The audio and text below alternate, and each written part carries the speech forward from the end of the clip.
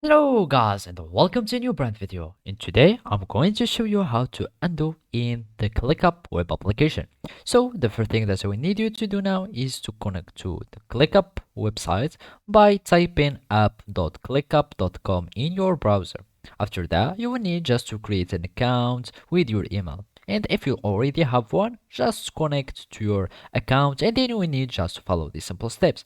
So now I'm going to my workspace and going to spaces here. I'm going to my list so I can show you how to undo. And basically, we cannot undo like the creations of items, but we can undo the typing of things. So, for example, let's just click on this card and edit something here in the text. So, as you can see, the first thing that I did is deleting the one. So let's just have, for example, hello world, etc. Blah blah blah. So I'm going just to click on Control plus Z in my keyboard, and as you can see, I am undoing the things that I did.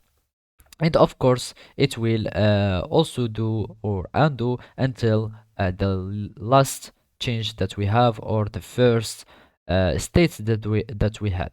And basically, if I have something like that, etc., as you can see, we can just click on Control plus Z, and we will have things undone.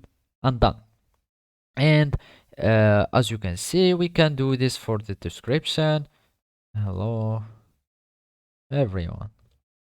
And if I go like that, as you can see, it will delete all the word and it will undo it.